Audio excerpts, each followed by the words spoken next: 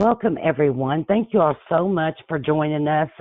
It is our great pleasure today to have two amazing women with us. First, let me just tell you, I'm Rhonda with KYSPIN, and we're all family members of persons with disabilities, helping one another.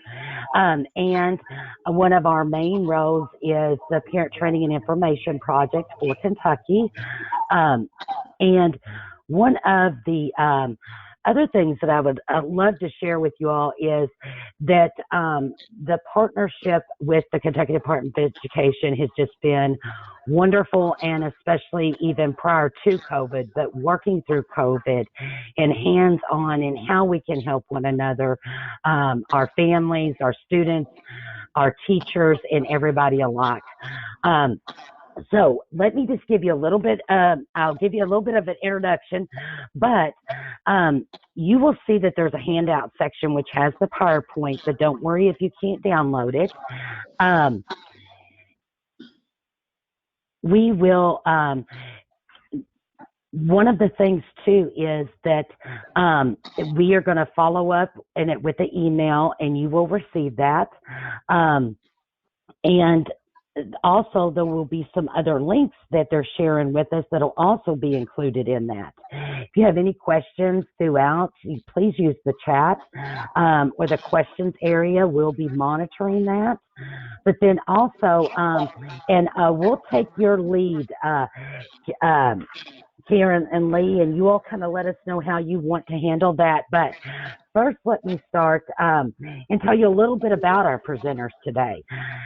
Karen's an educator with 30 years experience, has served the local level both as a classroom teacher and school level administrator, working as the area coordinator for Kentucky Center for Interdisciplinary, it's a mouthful. We always give these long names, right?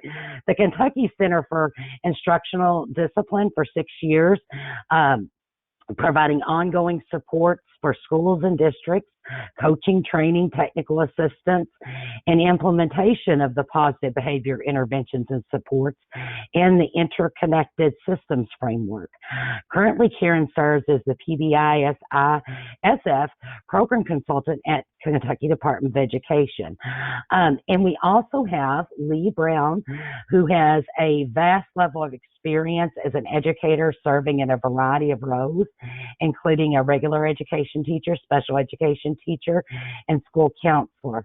And boy, I tell you, that combination of experiences right there speaks volumes. And in addition to 16 years experience as a PBIS area coordinator, supporting schools and districts as well, just like Karen. And then she serves as the PBIS ISF program consultant at KDE.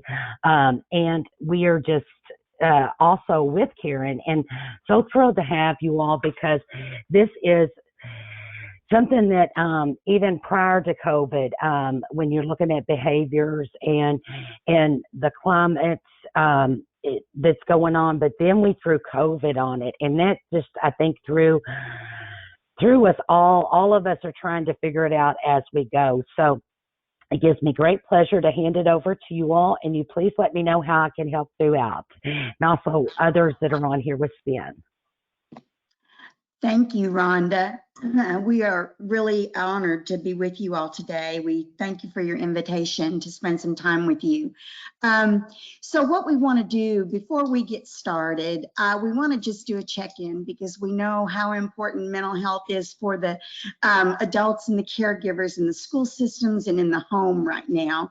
And I'd like for you to just use your chat box and just think of a couple of words that might describe how you're feeling today. Just take a few minutes to populate the chat box, and then we'll move on. I'll go first. I am really hopeful. This weather is beautiful, and fall is my very favorite time of year. And a lot of schools are back in session. They're face-to-face now, and I'm just feeling hopeful today.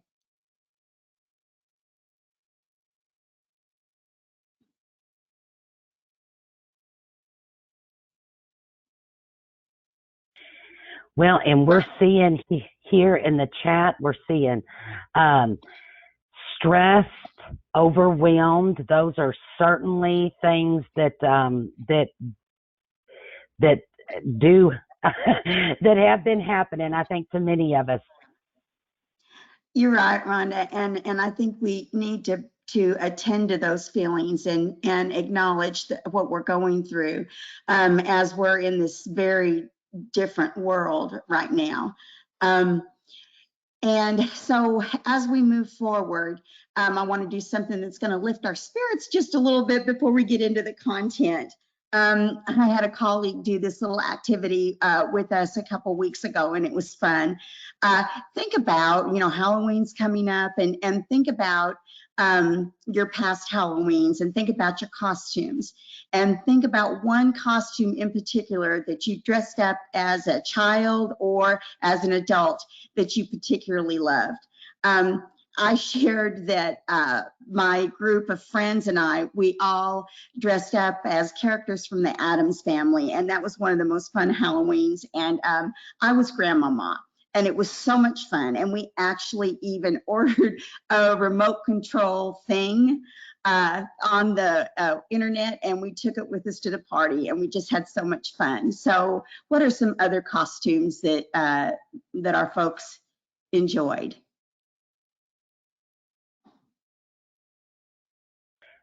We still hear Elvira, the Tinkerbell. And then I have to share with you, my twin and I, it didn't even have to be at the Halloween or nothing, but just pretending that we was both Wonder Woman. Oh, that is awesome. Well, I hope you all are looking forward to having a wonderful Halloween this year. Hopefully it's a little more normal than it was last year. Okay, let's go ahead and dive on in. So first of all, I want to tell you, my younger daughter has got 4 kids, and they are 3, 5, 7, and 9. And when the pandemic first hit and when the schools first shut down, they had started a remodeling project in their home, which involved remodeling the basement and the first floor, and they were all living on the top floor of the house. And my daughter was so stressed. She's usually pretty cool, calm, and collected, and she's a good mom. But they came to our house when school shut down just to have a little more space. And I watched them struggling through the beginnings of the virtual learning. And there were so many challenges, and I got to see firsthand. And I actually really admired her for hanging in there. And they all learned a lot. I learned a lot during that time when the pandemic first started. And so I really applaud you parents for what you've been going through. And so we're going to talk a little bit today about some things that you can infuse in your home life, and when your kids are not only possibly in virtual learning, but if they're on Christmas breaks, or if they're on spring break or something like that. And so hopefully you'll get some tips that might make things a little less stressful in your home. So while your kids are home, or even if they're in school full time, your family might benefit from those strong school structures that your child's school has in place.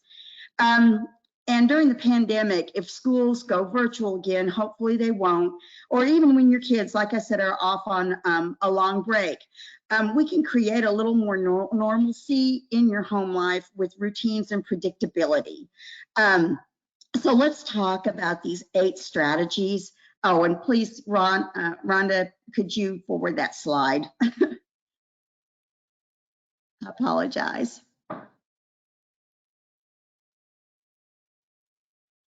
Well, Hold on the feed. Give it just a minute. I'm sorry. Oh, no, that's fine. We were talking earlier. You should see it now. I see it. In this weird time, we have to allow for some technological glitches, and I completely understand all of that.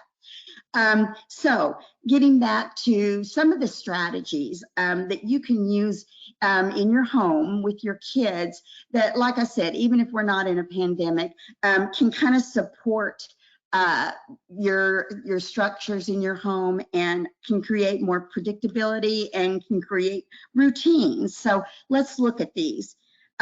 So setting those routines, if you can create a daily routine at your home with times for learning and exercise and play, that really helps with predictability and setting that. And setting your home expectations. If your child's school is a PBIS school, they have already set those expectations for their school, and you should be aware of them. And if you're not, just ask your school. They should be on the school's webpage, or they should be able to tell you what those are. And you can take those same expectations and adapt them to your home. So, for example, if your school's expectations are respect, responsibility, and safety, you can take those same expectations and you can create what respect looks like in your home, and what responsibility looks like at your home, and what safety looks like. You can define those as you're starting to create that predictability in those routines. So looking at that teach, remind, reward expected behavior with positive feedback. So try anticipating tough situations when you may need to remind your kids of your home expectations. And when they're doing something that you have taught them that is respectful and responsible behavior, let them know, notice them by telling them something positive. Kids thrive on adult reinforcement and attention, and they're going to get it in a positive way or in a negative way. And so let's promote that positive behavior and frequently remind the kids of that behavior, and actually say something positive to them and tell them how well they're doing during the day. Correct unwanted behavior. That's so important.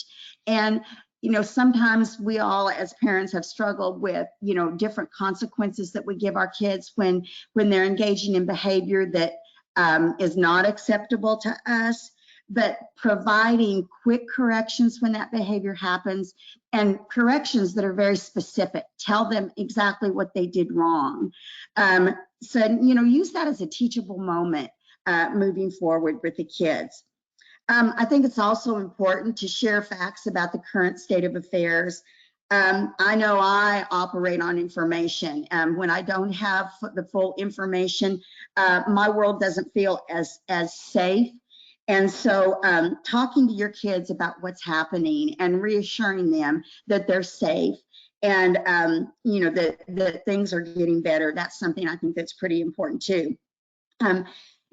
It's important also, I think, to communicate with your schools. Ask them what positive behavior supports may look like and in your home, and they can offer you guidance also, because this is a pretty broad topic, and there's a lot of information out there on that. But be creative and find ways to embed learning into the regular day, even if it's an instructional day or if it's not. And, making space for kids to connect with their friends, that's been really hard to do lately, and family. And I know, just speaking for myself, that's been really hard. I've got an elderly mother that I haven't been able to see much throughout this pandemic, and my grandkids too. We've had to kind of adjust our schedules and adjust what we normally do in order to keep those connections, those strong connections with each other. And then model and promote emotional wellness. Now that, I think, is so hard to do sometimes in this situation, particularly because like we said, in the beginning, people said, we're stressed, we're feeling stressed, and we all are. But anything we can do to model and promote that emotional wellness, and it takes many different forms.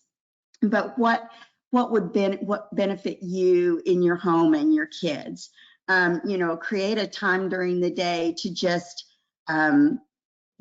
chill and take a deep breath and maybe take a walk or play a game or something like that. That's so important. Okay, Rhonda, next slide. Okay, so I gave you 8 ideas about things to do in your home. But in all of our trainings, we tell everyone just focus on a few in the beginning, because when you're trying to create these structures at home for your kids, if you bite off too big of a piece, it just becomes stressful in itself.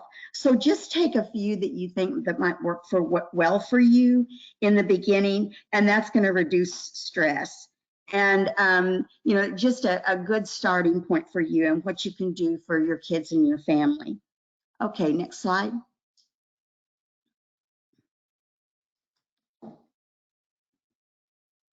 Okay. Most families, they thrive on routines, and if there ever was a time to throw those routines fully out of orbit, it is during this pandemic. Setting a schedule is one of the simplest ways that we can reduce stress and anxiety. And kids thrive on schedules and predictability. They feel more secure when they know what's coming up. And honestly, so do we as adults when we're thinking about it. I like to know what's happening. I operate off information, and kids do too. So to come up with your family's routine, just start by scheduling things that you usually do during the day, and fill in the gaps of things that you want to do during the day. Okay, next slide. Okay, so, you know, it may look like this. This is just a sample schedule, and this is, you know, things we have to do. And this is based on, you know, virtual learning, but it can be different when you're on long breaks from school or during the summer. So, you know, during virtual learning, the kids need to read. They need to engage in their distance learning. And then, you know, those chores also, it's important. So keep that in mind as you are moving forward. And also, next slide, the want to do's. Create, again, you know, I talked to you a little bit about making the day fun. Put some fun things in there and schedule the fun times during the day. And they look different for every family, but here are just a few ideas. You know, of course, TV or iPads, spending time together, cooking or baking, or, you know, like I said earlier, creating those times to exercise or take a walk or do some types of physical activities. Okay, next slide. And here's just a sample of the must-dos and the want-to-dos. And again, this is based on virtual learning, but you certainly could do a schedule for summertime and those other breaks. Okay, next slide. Okay, so let's talk about setting these expectations, and I want to define those for you if you don't know what they are. If your child is part of a PBIS school, the school has already set these expectations for behavior that in turn you can use to develop your own rules, routines, and procedures at home. But first, let's define those expectations.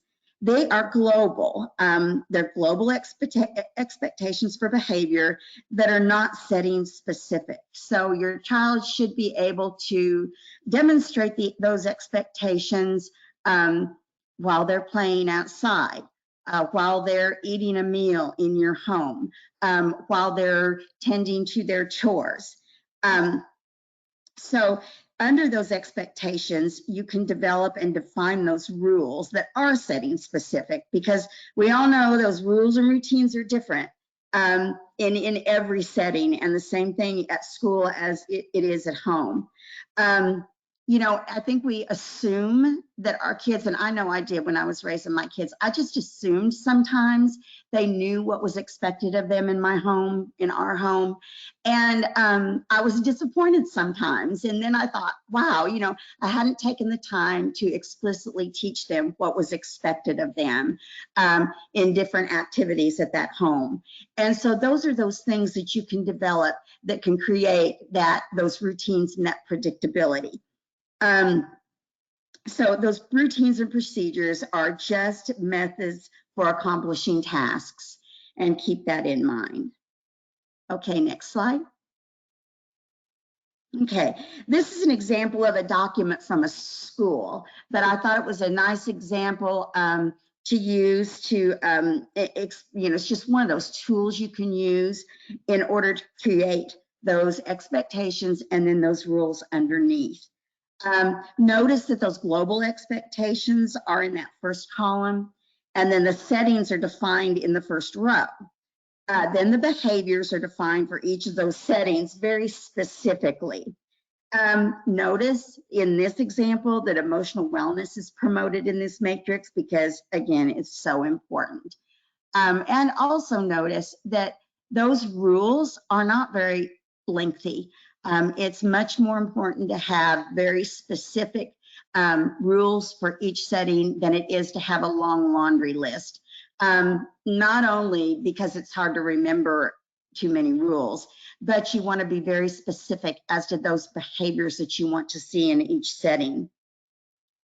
It's also important to include, I think, for kids when you're out shopping, you're in the grocery store or you're in a department store. I know that probably all of you, as have I, experienced some little meltdowns and issues that go on when we're out in public. And so setting those expectations for behavior when you go out in public, I think is really important too.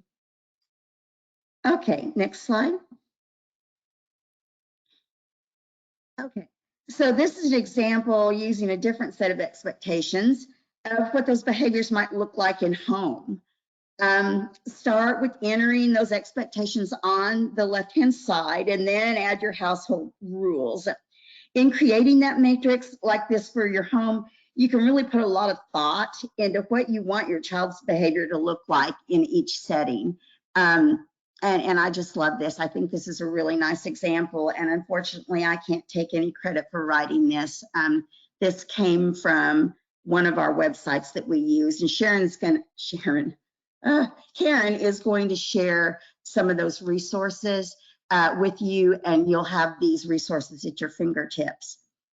Okay, next slide. Okay, so this whole idea of using school-wide expectations to define wanted behaviors at home also help with establishing that predictable environment, which also supports emotions as well as your emotions as well as your kids. This is what we mean when we talk about incorporating those skills to foster that emotional well-being. And this example came from a parent that called these the 4 Ps. For example, part of being responsible, if you remember from that previous slide that I showed you in that home matrix, means that you have to be persistent in order to finish tasks. And throughout that expectation, this parent added ways that they can encourage each other to keep on going even when something seems really hard.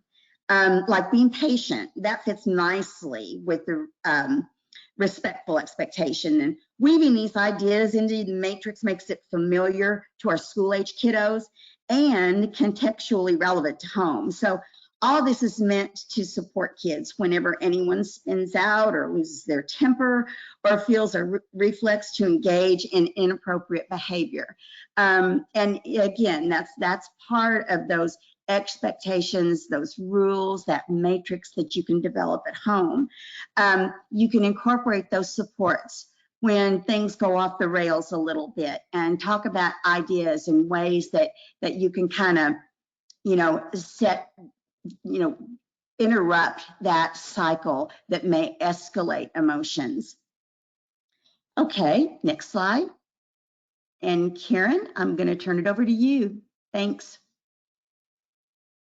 Thank you, Lee. Appreciate you laying that foundation a little bit for everyone to give them some ideas about what this could, PBIS could look like in the home, positive behavior interventions and supports. And so in kind of the second half of our presentation, we're going to talk about some lessons learned as parents started to set up some of these structures in their homes to see how that, obviously it's not going to look the same in a home as how it would look in a school setting. So we're going to talk about a few of the lessons that might help you as you think about doing this in your own home.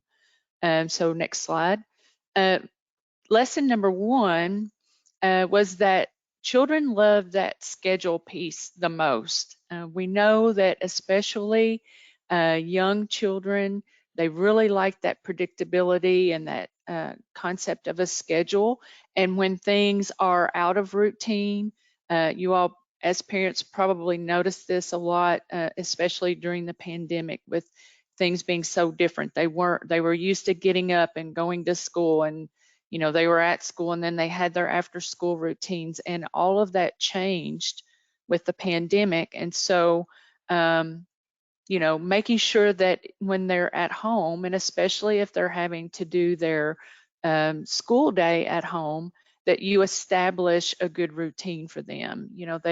They don't need to lay in bed until 9 o'clock and then get up and maybe do their schoolwork by lunch. It needs to be a set routine, and that makes it better for parents as well, not just for the students. So another thing that you could do that's a tip is you might ask your classroom teacher what their routines typically are in the classroom, and that way you can coordinate or try to mimic what those classroom routines are, especially if students are learning from home. If they have parts of their day that are student choice, where they have certain activities that they can do, or if they have certain parts of their day that are more structured in the classroom, it might be good at home to also offer those different opportunities to make that consistent.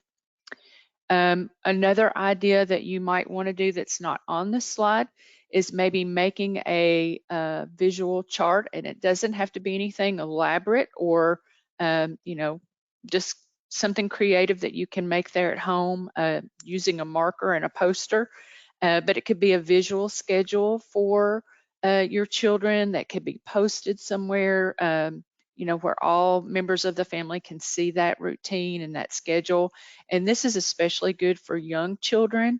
If you have preschool age children that can't read yet, you can do that schedule in the form of pictures, so that they know, this is a time that I'm able to play with my toys, and you could use a picture that could represent that. Or this is a time when we're going to read a book together, and maybe have a picture of a book. And so if we use those pictures, even young children that aren't able to read are able to understand what that schedule and those routines for the family are. Next slide. So one thing that parents would say is, I don't know the details of our school's PBIS implementation. And that's really important because, as a parent, if your school is implementing PBIS, I would encourage you to, go in and ask, do you all utilize PBIS? If so, what does that look like in our school?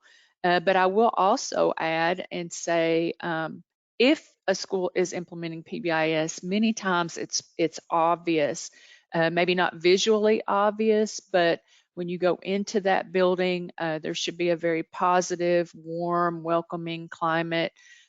Teachers will be very friendly and positive and open, and so will students. You'll notice that it seems like things are very organized. There are routines in place. So it may, visually you may not see things that say this is a PBIS school, but there will be little small indicators that as a parent, you're going to feel really welcome there. And, the expectations for behavior in particular will be very clear. And students, even young students, can tell you what those expectations are.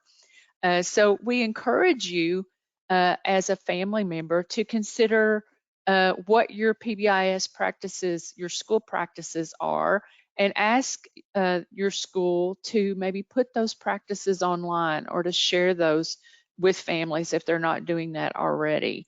That just is so important with getting everybody on the same page and having everybody speaking that same language.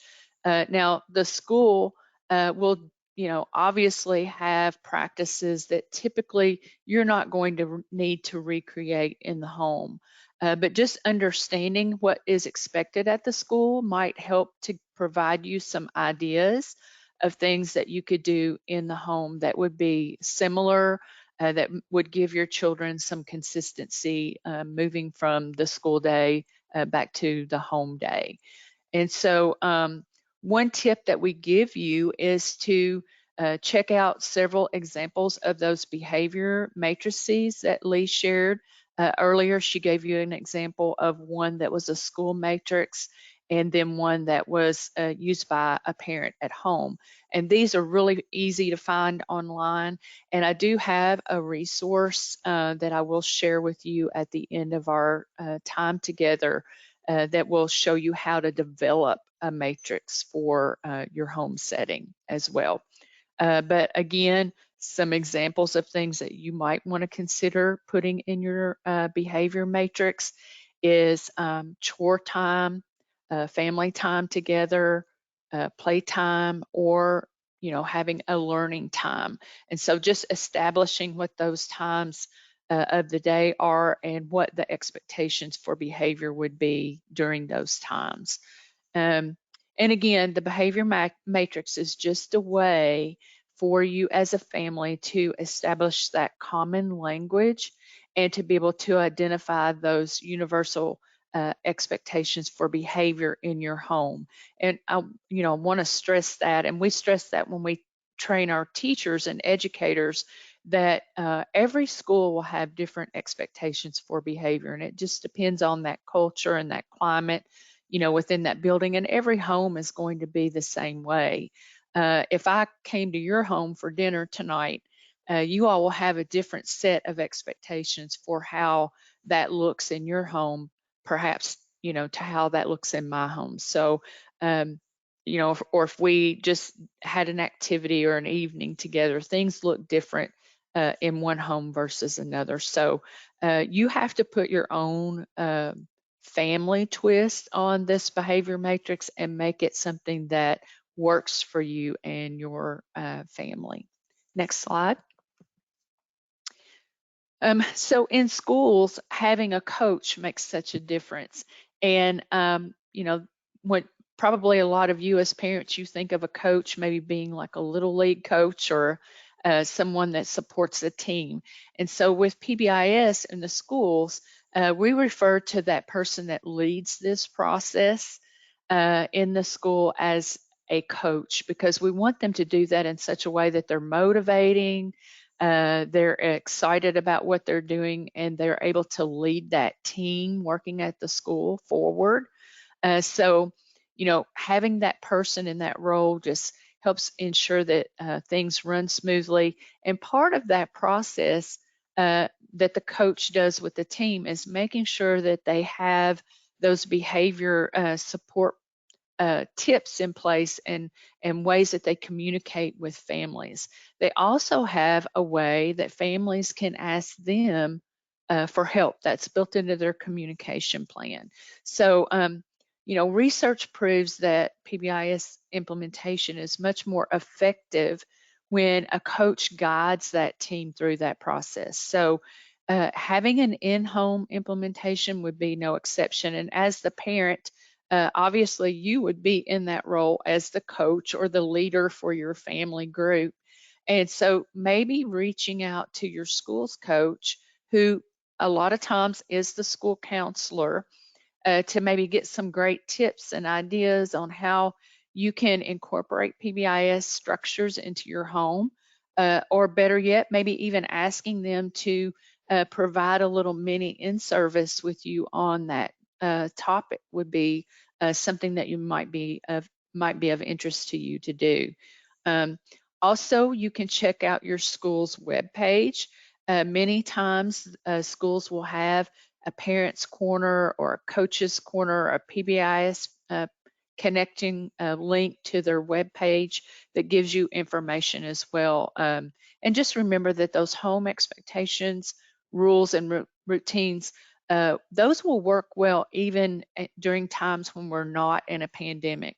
But now that we are in the pandemic, or hopefully coming out of the pandemic, and as students potentially can still be looking at some at-home schooling time throughout this school year, it's just really important to be able to make those home and school connections so that you're providing as much consistency for your children as you possibly can throughout the remainder of this school year.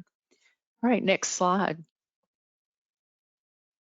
So you as parents are a hero, even if you feel like you're just treading water.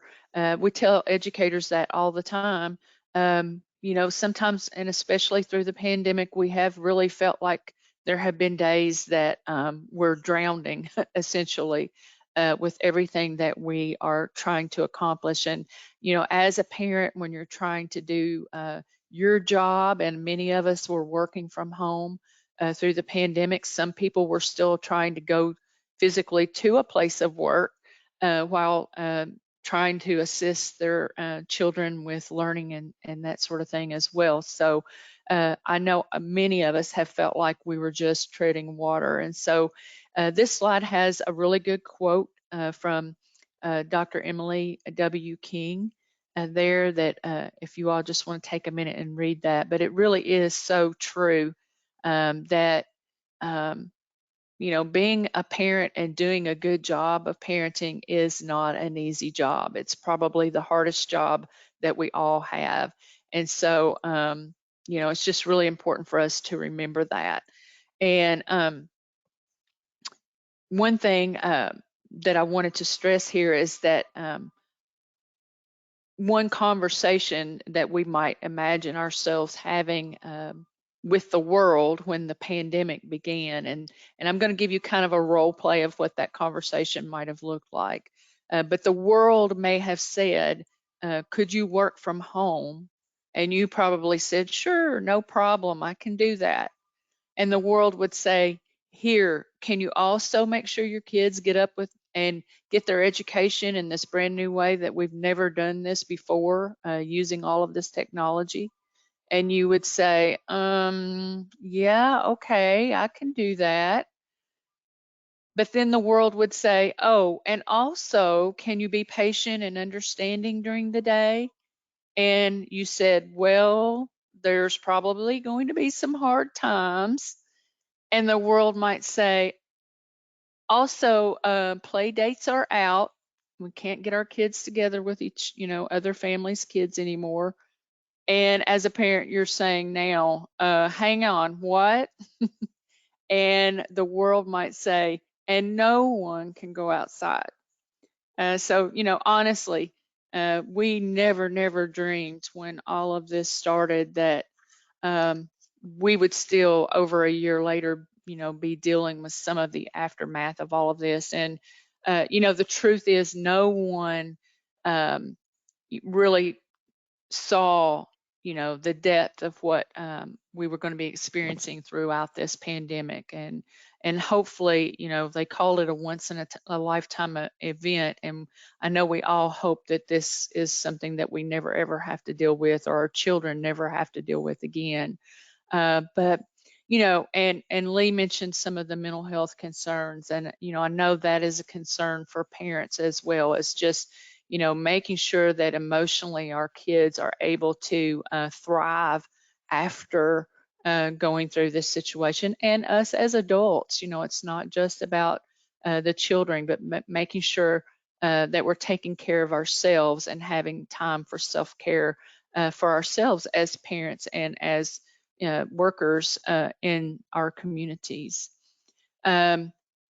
So with that being said, we had one more slide, and then we have a video. We want to thank Megan Cave, and Megan works with an agency out in organization out in Oregon that we are connected with called PBIS Apps, and Megan is the marketing and communication team lead, and she writes a lot of articles for PBIS Apps, and those are under a tab on their website called Teach by Design.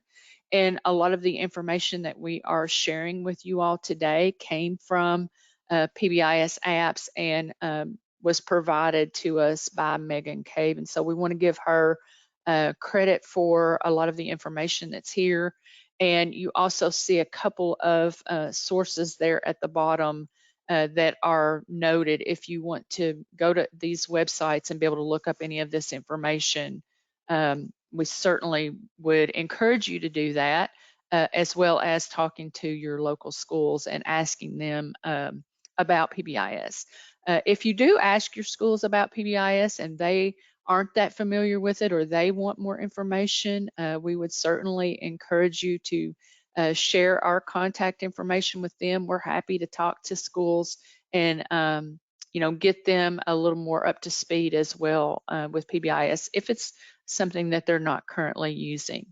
So Rhonda, I'm not sure if we're able to share that video, but we had a video that we wanted to end with that just kind of as when everything else fails, we just say we want to pray, and that's kind of what this video talks about. It's a cute little video that we wanted to share if we're able to.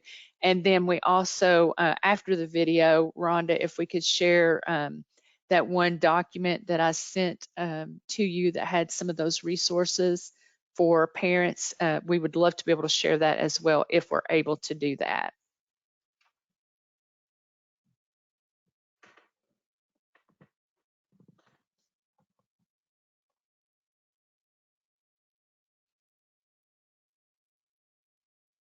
And as they're getting this video pulled up, I know you all have seen a lot of different cute little YouTube videos that parents have done through this virtual world. And I think that that's another thing that has really lifted a lot of spirits, is knowing that collectively we're kind of all in the same boat and we're all struggling. And some of those videos are just hilarious. And this one is of a parent praying, and it's so cute.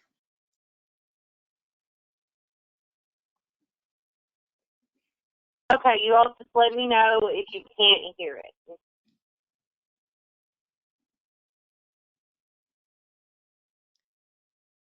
There's no. Okay, hang on just a second. I'm sorry. We absolutely understand.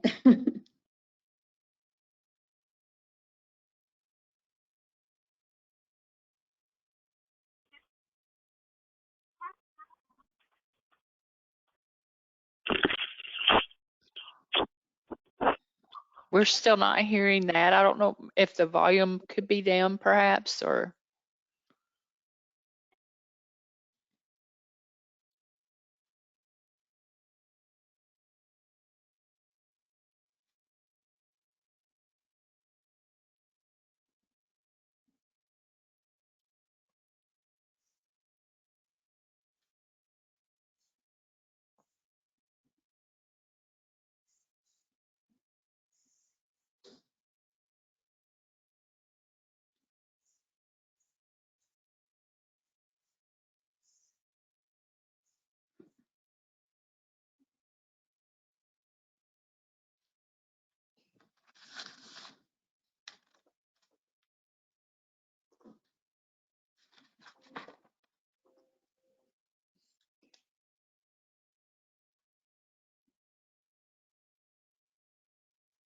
Okay, we're still not hearing that, so I don't know if we're going to be able to get it to play, but we certainly are able to, Rhonda, I think we could share that link maybe with some of the people that are on the call if they would like to be able to see and hear Absolutely. that. It's a cute video. I hate for them to miss it, but you can probably see a little bit from the animation that it's going to be a cute video. Well, and so Kelly, if you don't mind to stop sharing it, yes, we will definitely include that link. I do have, now, I'm not saying this is going to work. Let's give one more try with something, but I'm going to try one thing on my end, and maybe it'll work. I don't know. But I'm going to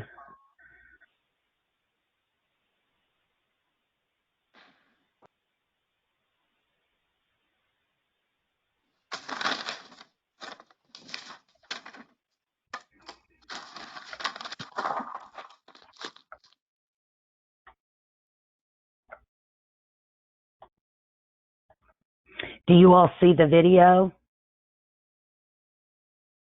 No, not yet. Okay.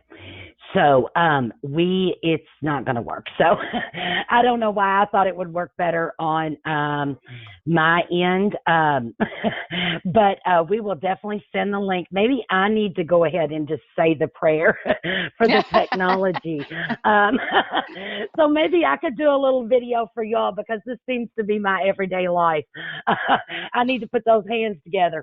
But what we'll go ahead and do is we will share the document next, and I apologize that we weren't able to get that to where everyone could see it. So let me bring up the document and share it real quick. Okay. And as Rhonda's bringing that up, I will say we can't take credit for this document. We didn't create this document, but it is a resource that we found online. And Rhonda, if you're able to just kind of scroll down maybe page by page so we can show everybody, this is a resource that we'll share with you, but it just kind of walks you through some of the things that we've talked about.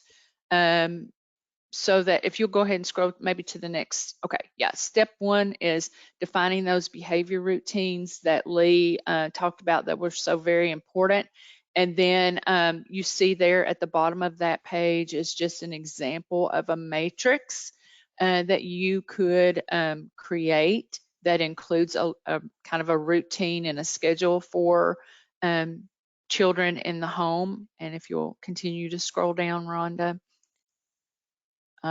This just shows you how to go through that process. And when we're training schools to do this, we would kind of go through this process with them on how to help them develop those expectations. You have to consider what's important for you. And, and at the school level, we tell them what's important for your school community. So as a home and a family member, what's important to you? Is it something, be responsible, be respectful, and be safe?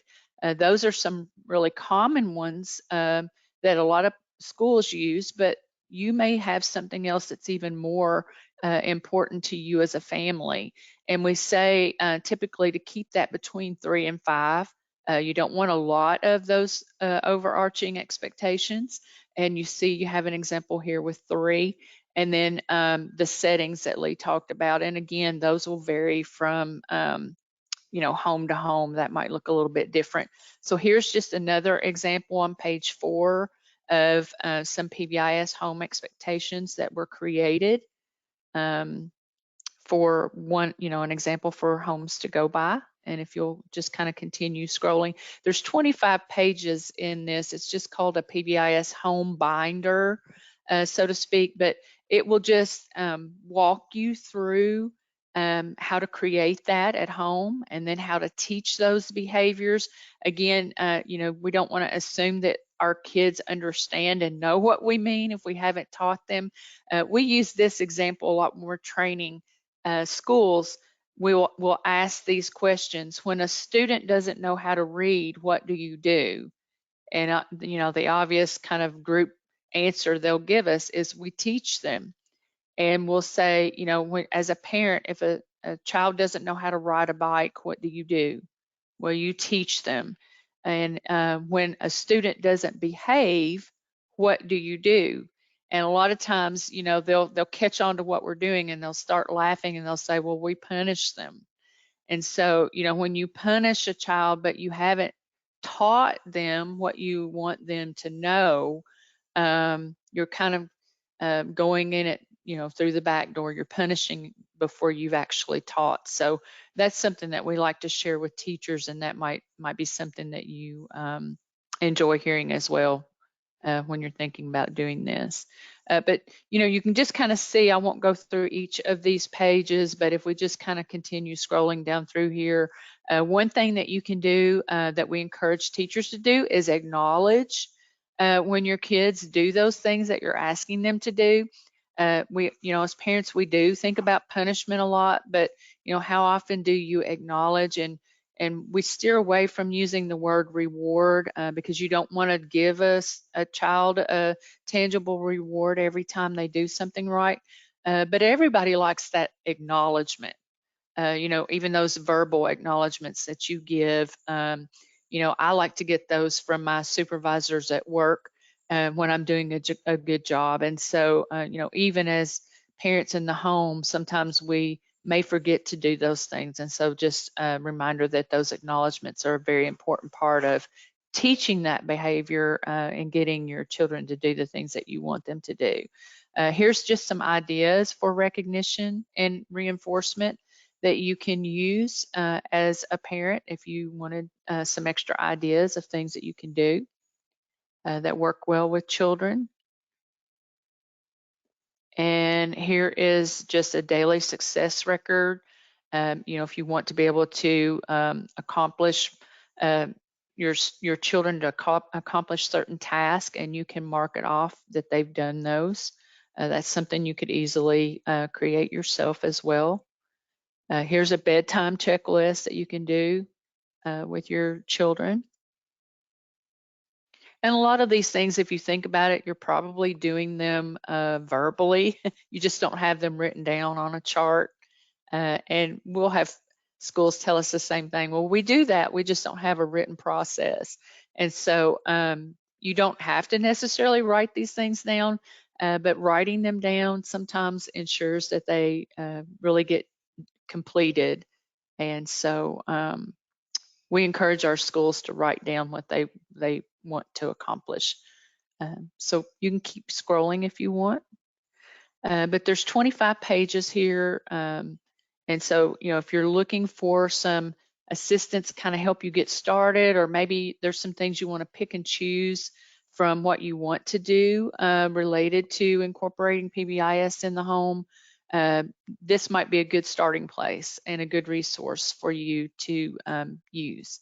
We'll also have some other resources that we'll share with you, some links of places that you can go to get more information. And obviously, please feel free to reach out to Lee or I as well. We're happy to help or answer any questions after the webinar today as well. So we wanted to share this resource with you so that you could kind of see what all was in there. And Rhonda, I think that may be all that we have to share for today. I don't know if we have an opportunity for questions or not, but that's all the information that we have for today. And Lee and I both really appreciate this opportunity to be able to share with all the participants that are on the call today. Yes, thank you so much. And we may hand it over to Kelly to see if there's any questions. I did want to, we are so grateful that you all are took this time to help us with this, because it is so important, and it's something that is so needed. I think a lot of times too, and I'm thinking through, because I'm a mom of a teen, he's 16, and a lot of times we think these type things is just for the little bitty ones, but it is for all ages. Actually, this is really good for adults too, right? Implementing Absolutely. it, I see where this could help me greatly in my life and how well I do, or the areas I need to work on, is incorporating it. And I think one just made me think of the example of when it said take time to enjoy the things that they do, and you think, well, because a lot of teens, they may not want to do different things. But one of the things that my son and I have been enjoying is tie-dyeing. So taking the time to do stuff like that is something that they're interested in. Because even in those teen years, whether they say it or not, they do enjoy doing those things together. Absolutely. And PBIS is so much about building relationships. And we stress that, with schools when we train them. And, obviously as parents, we have relationships with our own children, but, it's really good to foster and build those, connections and make them even stronger as they grow up. Because, you mentioned having a teenager, and my son is almost 30, but I remember when he was a teenager, and at that time in my life, our lives, he didn't want a whole lot to do with me. So, we it was important that we had that strong connection, and now it's much better the older he's gotten. But it's just important to really focus on those relationships with our own children, because we can become a little bit caught up in our own lives, and we might miss important things that are going on with our children, and we certainly don't want to do that as a parent. So that's an important point you brought up.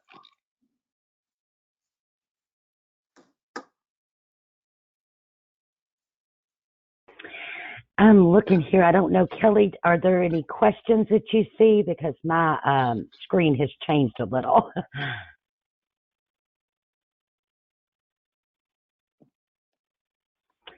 I am not seeing any. I think it's because you outlined everything so well. Kelly? I'm sorry, Rhonda. Can you hear me? Yeah. Yes, we can.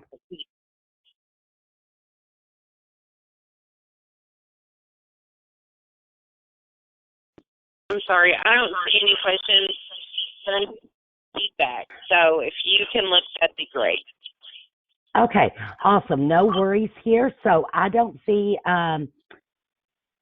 well, and we saw in here that they wanted to say thank you so much and for all the helpful information. You all provided such a great guide, and I think we're all trying to digest and picture, because if y'all are like me, picture how it associates with your life and how we could take it and run with it. And also the thing that I love about this when we're looking at with at home is that you can, whether the school has it or not, you can adapt it to where, it's that consistency from home to school, which I think is so critical. And there might even be a possibility, if they're not a PBI school, working with the school, that you all can all work together to do that. But thank you all so much. We are so grateful to you for joining us and helping us with this. Thank you all for inviting us. Well, we will be sending an email that will have the links in it and the survey and also your certificate for attending today. You'll be prompted when this ends to fill out a brief survey. If you would not take mind to take just a few minutes to do that, and we hope you all have a wonderful day. And thank you so much for taking your time to join us today. Bye-bye now. Bye, and thank you.